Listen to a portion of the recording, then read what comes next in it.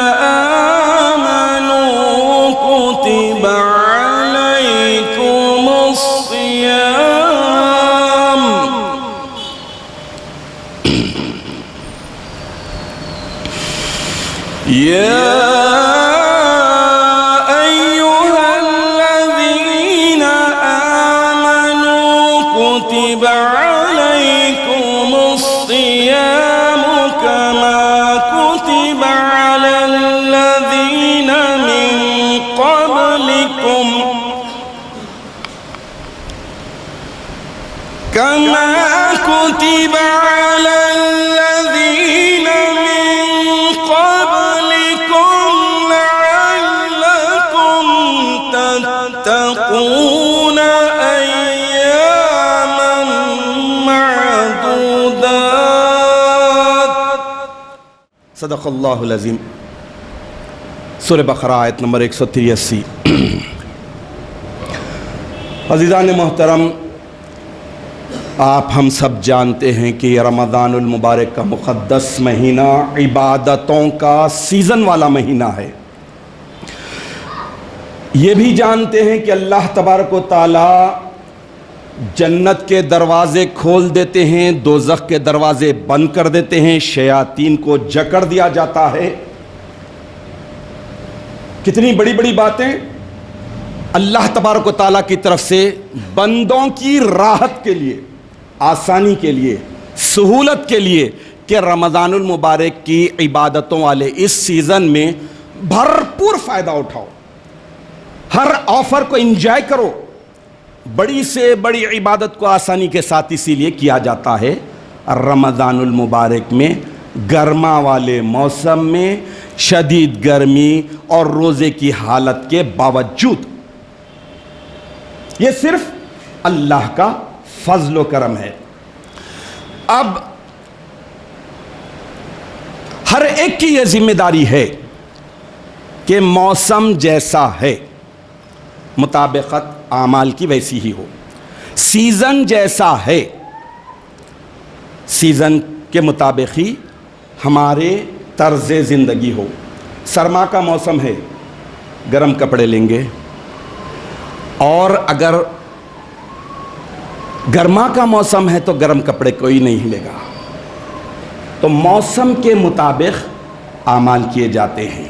اور رمضان المبارک کے مقدس مہینے کا چاند نظر آیا، فوری ہی ویدر میں، گھر میں، ہر جگہ ماحول پورا نورانی، پورا مذہبی، روحانی ہو جاتا.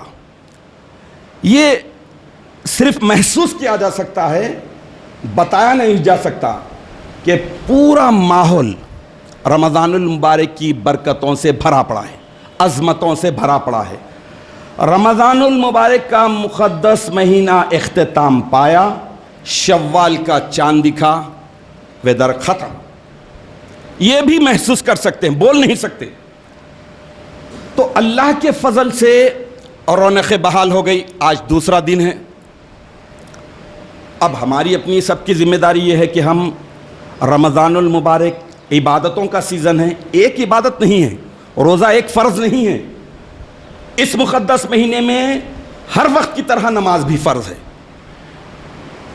دیگر اور فرائض بھی ہیں. لیکن اللہ تبارک و تعالی روزے کے تعلق سے ارشاد فرما دیا. حدیث شریف میں آیا ہے، طویل حدیث میں ہے، اس میں یہ بھی بتایا گیا کہ وَهُوَ شَهْرُ الصَّبْرِ، یہ مہینہ صبر والا ہے، رمضان المبارک کا مقدس مہینہ صبر والا ہے۔ صبر کے ساتھ اس مقدس مہینے کے پورے دن اور رات کے پورے اوقات کا تحفظ کرتے ہوئے، بچاتے ہوئے، خرافات سے، گناہوں سے، گندگیوں سے، ناپاکیوں سے بچاتے ہوئے تقویٰ، پرہیزگاری، نیکوکاری کے ساتھ گزارنا ہے۔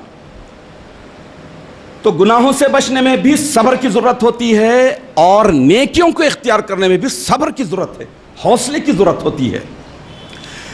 لیکن ایک بات آپ ذہن میں رکھیے کہ انسان خطا کا پتلا ہے۔ ادھر ایک بھیری پڑتی، توڑی کھجایا، پھر بھول گیا، پھر ادھر ایک بھیری پڑتی، پھر کھجاتا، پھر سلاتا، پھر بھول جاتا۔ انسان نسیان سے بنا ہے، بھول چک کا پتلا، دھکے دھکے پہ بھول جاتا ہے۔ اسی لیے اللہ تبارک و تعالیٰ قرآن پاک کی حسین ترین سورت سورہ رحمان میں رحمتوں کا، نعمتوں کا، انعاموں کا ذکر کرتے گیا، لیکن ریپیٹ ہر بار فَبِأَيِّ آلَاءِ رَبِّكُمَا تُكَذِّبَانِ، تم خدا کی کن کن نعمتوں کو جھٹلاؤ گے، ٹھکراؤ گے، اگنور کرو گے۔ تو یہ انسان کا نیچر ہے، انسان کی فطرت میں یہ بات داخل ہے کہ بھول جاتا۔ نعمت ملی، انجوائے کر لیا، پھر بھول گیا، اچھی چیز ملی، بھول گیا۔ تو اللہ تبارک و تعالیٰ انسان کو جگاتے رہتے ہیں، جھنجھوڑتے رہتے ہیں۔ اسی لیے 31 جگہ سورہ رحمان میں فَبِأَيِّ آلَاءِ رَبِّكُمَا تُكَذِّبَانِ کی آیت آئی۔ انسان کو نعمتیں گنایا گئے، انعامات گناتے گئے، پھر بتایا گیا کہ کفر کیوں کرتے، جھٹلاتے کیوں۔ تو انسان کی فطرت میں غفلت جیسی بیماری، ہڈن وائرس اتنا خطرناک ہے کہ سب سے زیادہ جو انسان کو، انسانیت کو برباد کر دیتا ہے، روحانیت کو تباہ کر دیتا ہے۔ غفلت ایک ایسی بیماری ہے روحانی جو تباہ کر دیتی ہے۔ ام المومنین اما عائشہ صدیقہ رضی اللہ تعالی عنہا سے مروی ایک حدیث شریف ہے، حضور اکرم نبی مکرم سرکار دو عالم صلی اللہ تعالی علیہ وسلم ارشاد فرماتے ہیں کہ المصائب کثیرۃ، مصیبتیں، آزمائشیں، ایگزامز بلک میں ہیں، کثیر بہت ہیں، بہت زیادہ ہیں۔ المصائب کثیرن بہت ہیں، وہ اعظم المصائب، اور مصیبتوں میں سب سے ٹاپ کی، سب سے بڑی، اعظم سب سے بڑی کون سی مصیبت ہے؟ ذہاب الوقت بلا فائدتین، وقت کو یوں ہی ویسٹ کر دینا، لا یعنی بیکار ویسٹ کاموں میں گزار دینا۔ تو سب سے زیادہ غفلت ایک ایسی بیماری ہے جس کی وجہ سے انسان غفلت میں مبتلا ہوا تو پھر اس کے بعد اس میں صبر کا پیمانہ ہی باقی نہیں رہتا، نہ نیکیاں کرنے کا جذبہ ابھرتا ہے، نیکیوں کے تعلق سے صبر کا جذبہ پیدا ہوتا ہے، نہ گناہوں سے بچنے کی طاقت پیدا کرتے ہوئے صبر کی صلاحیت اس میں آتی ہے۔ تو یہ وَهُوَ شَهْرُ الصَّبْرِ، یہ رمضان المبارک کا مقدس مہینہ صبر کا ہے۔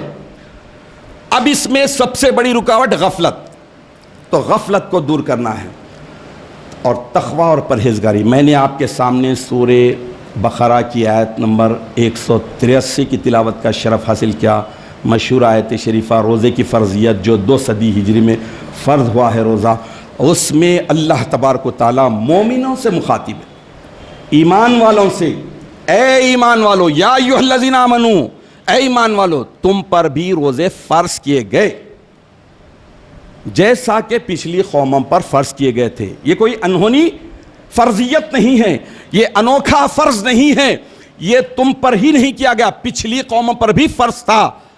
اب ریزن بتایا جا رہا ہے فرض کرنے کا، وجہ بتلائی جا رہی ہے، مین چیز وہ ہے لعلکم تتقون، تاکہ تم پرہیزگار بن جاؤ، نکھر کر، سمر کر، بن کر ایک دم اسمارٹ بن جاؤ، اچھے ہو جاؤ، خوبصورت اور خوبصورت ہو جاؤ، تمہاری روحانیت ایسی چمکنے لگ جائے کہ جب اللہ کے فضل سے تقوی، پرہیزگاری روحانیت چمکنے لگ جاتی ہے تو اللہ تبارک و تعالیٰ چہرے پر ایسا نور لا دیتا ہے کہ حدیث شریف میں آیا ہے کہ کسی نیک اور متقی بندے کو دیکھنے سے خدا یاد آتا ہے تو وہ بندہ نیکوکار اور پرہیزگار ہے۔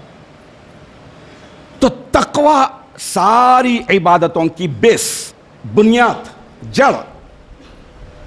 اور آپ دیکھ لیجئے جتنی بڑی بلڈنگ ہوگی اتنا بیس اسٹرانگ رکھنا پڑتا ہے۔ 5 مالہ ہے تو الگ، 25 مالہ ہے تو الگ، 100 چلر مالہ ہے تو الگ، ہر حساب سے بلڈنگ کے اسٹرکچر میں جتنا جو لگنا ہے اتنا ہی لگے گا، لیکن بیس میں چینجز آتے ہیں۔ اسی لیے پورے قرآن پاک میں عبادتوں کے ذکر کے بعد ہر جگہ اللہ تبارک و تعالیٰ نے 250 سے زیادہ مقامات پر، کتنے؟ 250 سے زیادہ مقامات پر قرآن پاک میں تقوی، اتقوا، تتقون، متقین بیان کیا ہے۔ تو تقوی ایک ایسی بنیادی چیز ہے جسے اختیار کر لینے کے بعد بندہ روحانی سب سے بڑی بیماری غفلت سے محفوظ رہ سکتا ہے۔ آپ ہمیشہ ڈاؤن لوڈ اور اپلوڈ کو تو سب جانتے ہیں۔ آج کل تو فارورڈ بہت کھیلا جا رہا ہے، کچھ سمجھ میں بھی نہیں آیا، میسج دیکھ لیے، اچھا دکھ رہا، فارورڈ کھیل دیے۔ ارے کیا ہے دیکھو تو پہلے، میسج کو سمجھو، پھر دل میں بٹھاؤ، اچھا اگر ہے تو اس پر پریکٹیکل عمل کرنا نا۔ فارورڈ کھیل لینے سے کچھ حاصل ہوتا؟ 41 آدمی کو بھیج دیے تو تمہارے گا، اور ایک ڈرانے والا میسج بھی آتا، جو کوئی اس فارورڈ کو میسج نہیں کرے گا خدا اس کے منہ کو غارت کر دے گا۔ لوگ پریشان ہو گئے، فارورڈ کرنے لگے، دل لگی مذاق۔ تو اللہ تبارک و تعالیٰ یہ بتاتے ہیں کہ روحانیت کی اسپریچول باڈی میں تم تقوی کو ڈاؤن لوڈ کر لو، پرماننٹلی ڈاؤن لوڈ کر لو، تو پھر تمہارا وہ اینٹی وائرس بن جائے گا، اور جو سب سے بڑا وائرس غفلت، نیگلیجنس، تمہارے قریب بھی نہیں آئے گا، تو خود بخود یہ اینٹی وائرس جو ہے اس کو ڈیلیٹ کر دے گا، آپ کا سسٹم کرپٹ ہونے سے بچ جائے گا، روحانیت کرپٹ ہونے سے بچ جائے گی۔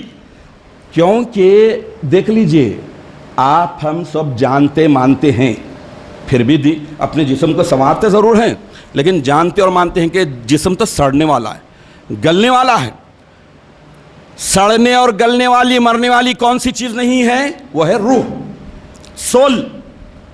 صرف روح قبض کر لی جاتی، تھوڑی دیر موت کا مزہ چکا گیا، چلے گئے، ٹرانسفر ہو گیا، جاتے کہ پھر ان کی روح ان کو واپس لوٹا دی گئی، جس شکل میں رکھنا ہے اللہ رکھ رہے ہیں۔ تو اب اس حساب سے روحانیت کی اسپریچول باڈی میں سب سے بڑے سافٹ ویئر کو، سب سے بڑے پروگرام کو، سب سے بڑے اپلیکیشن تقوی کو ڈاؤن لوڈ کر لیجئے۔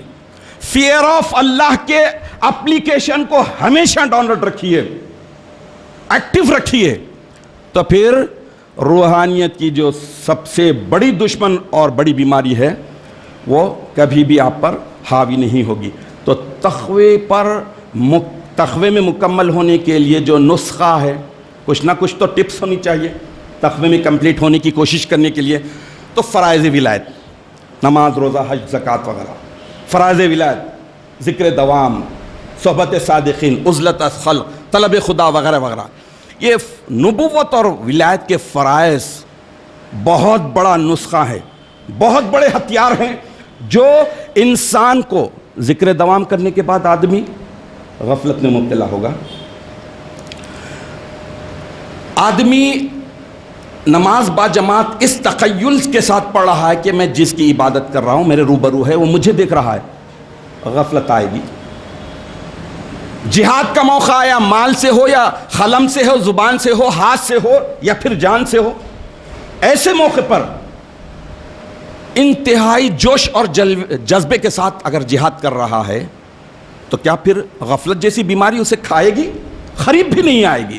تو ایسے ہی ہے ماہ رمضان المبارک کا یہ مقدس مہینہ ایک مومن بندے کو اسپریچولی ایک سسٹم میں لا کر چھوڑنا چاہتا ہے۔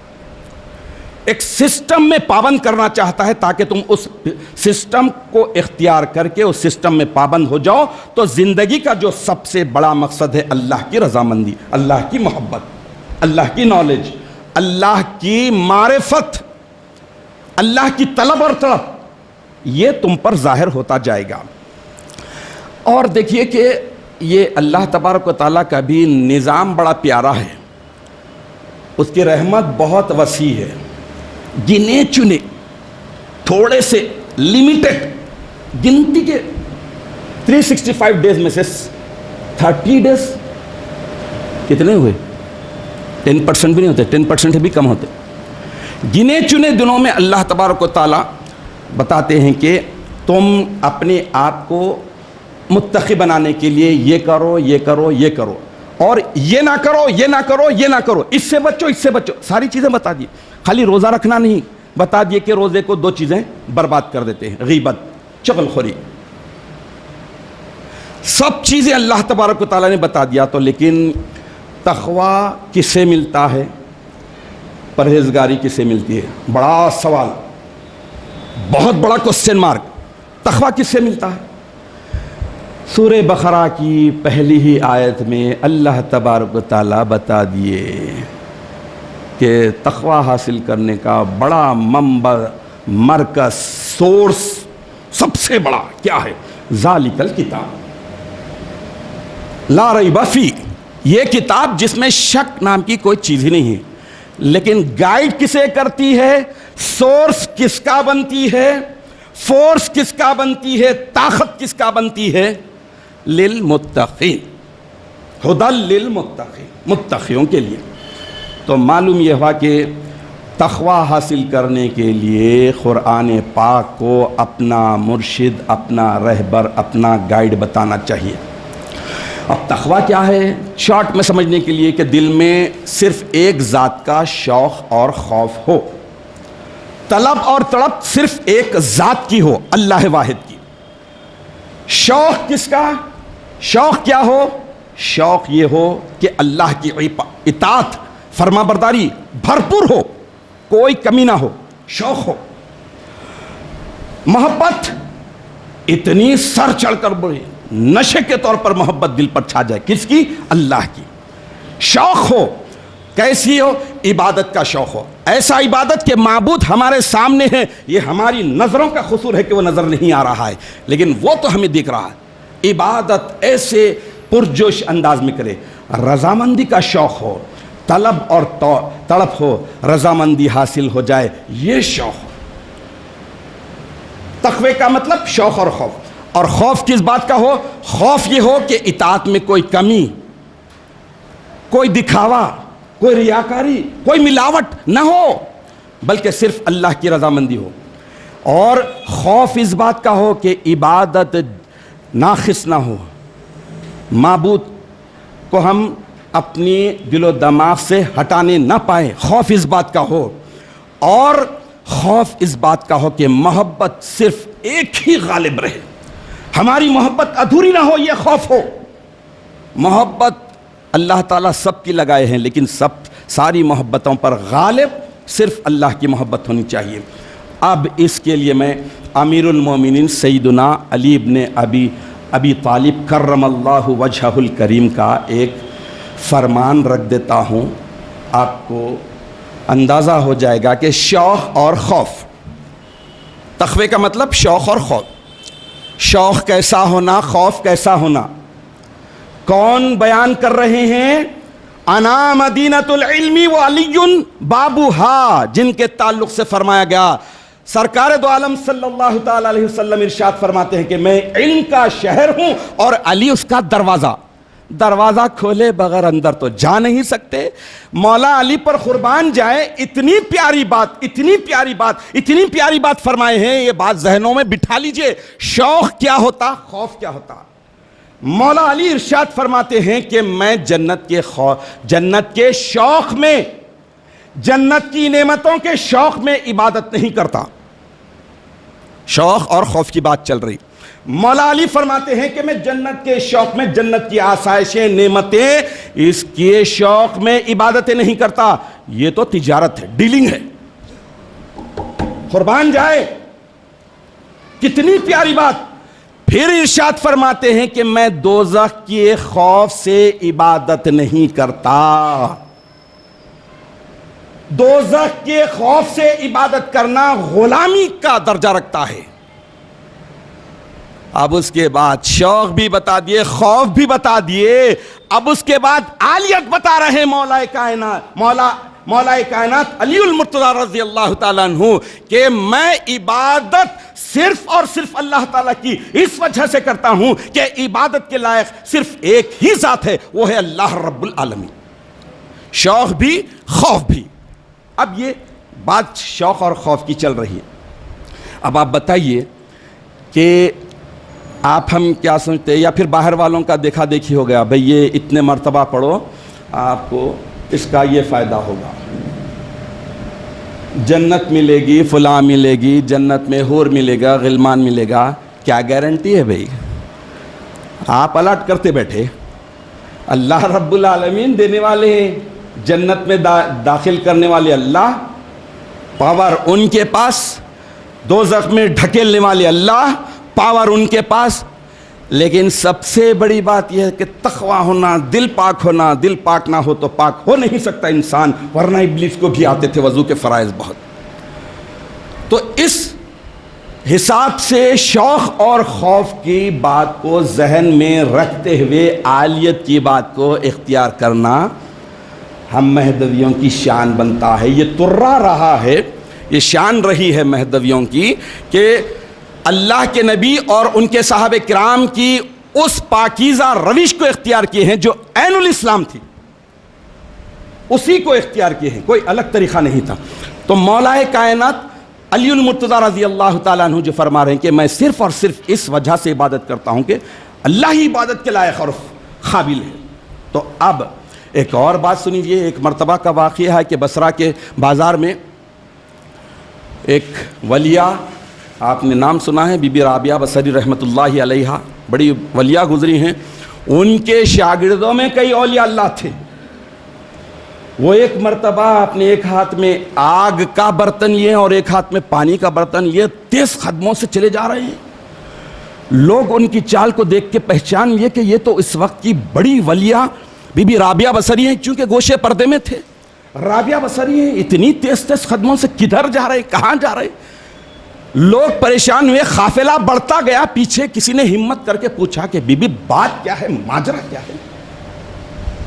تو بی بی رابعہ بصری رحمۃ اللہ علیہا وہی شوق اور خوف کے تحت فرمائے کہ میں اس آگ سے جنت کی ساری آسائشوں کو جلا دینا چاہتی ہوں اور اس پانی سے دوزخ کی ساری آگ کو ٹھنڈی کر دینا چاہتی ہوں، تاکہ لوگوں سے جنت کا شوق اور دوزخ کا خوف نکل جائے اور صرف خدا کی رضامندی کا جذبہ باقی رہ جائے، صرف اور خدا کی ذات باقی رہ جائے، طلب اور تڑپ. تو تقویٰ کب حاصل ہوتا ہے؟ جیسا کہ میں نے آپ کے سامنے سورہ بقرہ کی ھدی للمتقین کی آیت شریفہ پیش کر کے بتایا کہ تقویٰ صرف قرآن سے ملتا ہے، پرہیزگاری صرف قرآن سے حاصل ہوتی ہے. قرآن میں وہ سارے طریقے، وہ سارے نسخے، وہ سارے ٹپس دے دیے گئے ہیں کہ تقوی کی سیڑھی کو، اسٹیپ کو تم کیسے کیسے پار کرنا چاہتے ہو، تقوی کو اختیار کر کے تم بلندی کیسے حاصل کرنا چاہتے ہو، آگے کیسے بڑھنا چاہتے ہو، وہ ساری طریقے بتا دیے گئے ہیں. تو کیا اس شخص کے سے بڑھ کے بھی کوئی بیوقوف ہو سکتا ہے جو اللہ کی اس مقدس کتاب قرآن پاک کو زندگی میں بارہا پڑھتے جا رہا، بڑی عقیدت سے پڑھا، سب کچھ پڑھا، لیکن اسے اس بات کا پتہ ہی نہیں کہ اس مقدس کتاب میں اللہ تعالیٰ کا پیغام کیا ہے، میسج کیا ہے، رولز کیا ہے، ریگولیشنز کیا ہے، انسٹرکشنز کیا ہے، اللہ کے احکامات کیا ہے، کون سی چیزوں سے منع کیا گیا، کون سی چیزوں کو اختیار کرنے کا حکم دیا گیا. بے وقوفی ہوا نا، پڑھتے گیا، رٹا مار لیا، حالانکہ اس میں بھی ثواب ہے. اسی لیے امامنا و سیدنا حضور مہدی موعود علیہ الصلوۃ والتسلیم ایک بڑی بات، بڑا ٹپ دے دیے کہ برائے فہمیدن قرآن نور ایمان بس. ہائے سبحان اللہ، نور ایمان اگر ہے تو قرآن سمجھ میں آ جائے گا خود بخود. تمہاری مدر ٹنگ کچھ بھی ہونے دو، مادری زبان کچھ بھی ہونے دو، نور ایمان کا اگر نور ہے تو قرآن کے معنی، مطلب، مراد، اللہ کیا فرماتے ہیں، اس کتاب میں مقدس کیا لکھا ہے، یہ مینیفیسٹو ہے کیا، اس میں رولز اور ریگولیشنز ہے کیا، یہ زندگی کی سب سے بڑی گائیڈ ہے کیا، سب معلوم ہو جائے گا۔ تو بہرحال نور ایمان، ایمان کا نور شوق اور خوف میں بیلنسنگ لانے کے بعد اللہ تعالیٰ عطا کر دیتے ہیں۔ ایمان کا نور کون اپلوڈ کرتے ہیں؟ نور السماواتی والارض، اللہ رب العالمین۔ وہ جب تمہاری ہارڈ ڈسک میں، اسپرچول ہارڈ ڈسک میں اپلوڈ کر دیتے ہیں تو پھر اس کے بعد تقوی کی معراج، تقوی کے سٹیپس آگے بڑھتے جانا اس کے لیے آسان ہو جاتا ہے۔ حاضرین محترم، اللہ تبارک و تعالیٰ ہر چیز کے لیے قربانی مانگتے ہیں، جو دیے ہیں اس کی قربانی مانگتے ہیں، ریٹرن مانگتے ہیں۔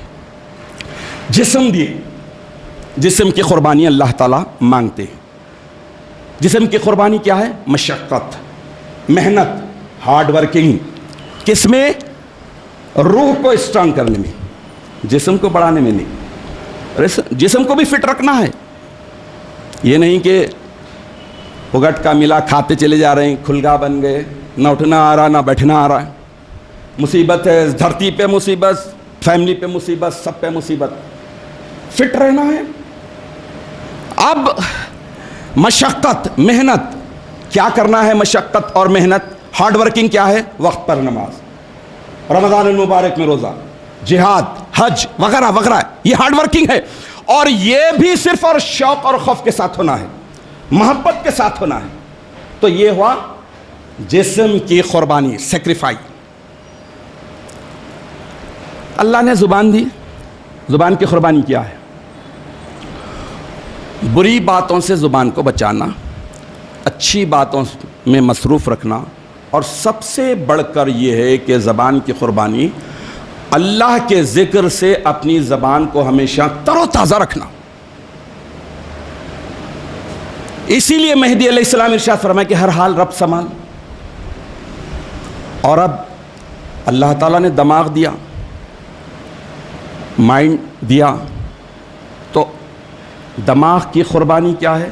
مثبت سوچ، پازیٹیو تھنکنگ، صحیح فکر، وہ فکر جو اسے اس دنیا کے ساتھ ساتھ اس کی روحانیت کو اجاگر کر کر، ڈیولپ کر کر باقی زندہ رکھنے والی ہوتی ہے۔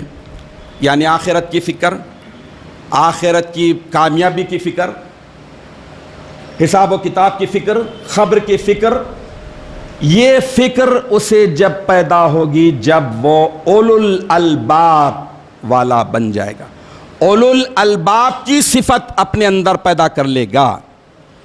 اولو الالباب کی صفت کس میں ہوتی ہے؟ الذین یذکرون اللہ قیاما وقعودا وعلی جنوبہم۔ اولو الالباب کی صفت اس وقت پیدا ہوتی ہے جب چلتے پھرتے اور اپنے پہلوؤں پر بیٹھے اللہ کا ذکر کرتے ہیں۔ تو دماغ کی قربانی یہ ہے کہ اچھی سوچ، اچھی فکر، صحیح فکر ہونی چاہیے۔ دل، ہارٹ، یہ بڑی شاندار چیز ہے۔ دل آ گیا تو پھر اترتا نہیں، جس کسی پر آیا اترتا نہیں، تو دل اس پر لاؤ جو دل بنایا ہے۔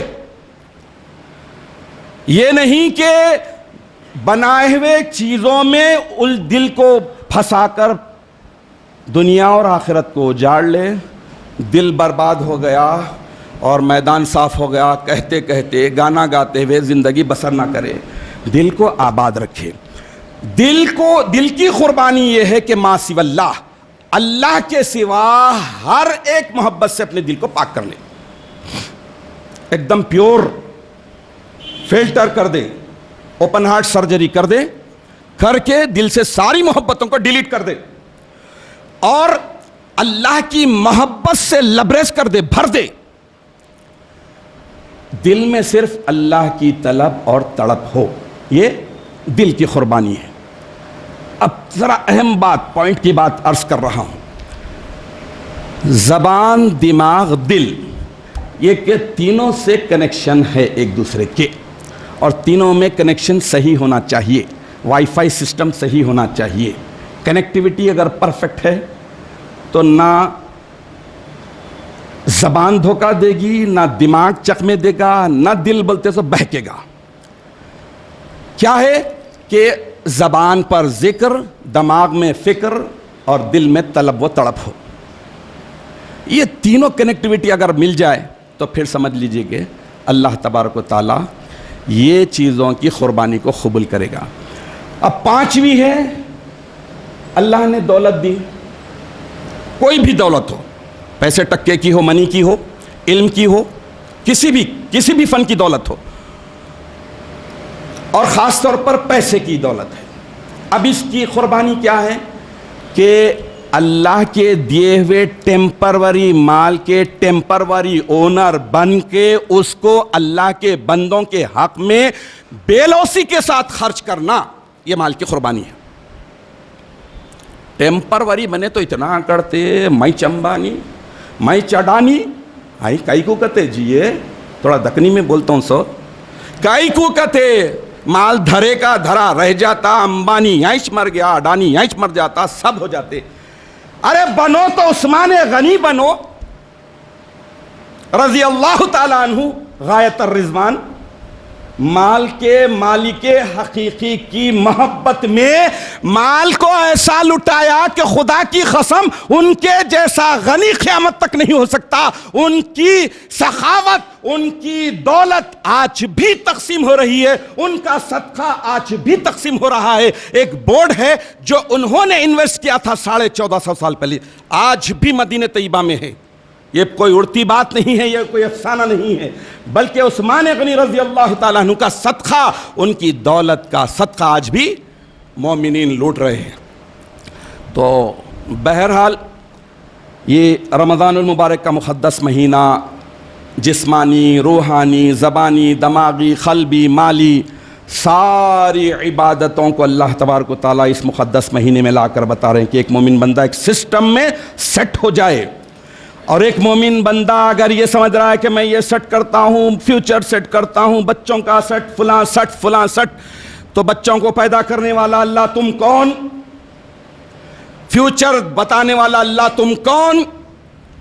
اسی لیے جتنا کرنا ہے اتنا ہی کرنا، باقی اللہ پہ ٹرسٹ کرنا، بھروسہ کرنا، اور اللہ جو زندگی دیا ہے اس کو غنیمت جاننا۔ تو اللہ تبارک و تعالیٰ سے دعا ہے کہ الہ العالمین رمضان المبارک کے مقدس مہینے میں شوق اور خوف کے ساتھ تقوی کی بڑی دولت ہمیں نصیب کرتے ہوئے سب سے بڑے وائرس غفلت سے بچنے کی سعادت نصیب فرما، اور ساری عبادتوں کو بہت ہی شوق کے ساتھ، خوف کے ساتھ کرتے ہوئے دنیا اور آخرت دونوں کو سدھارنے کی سعادت حاصل کرے۔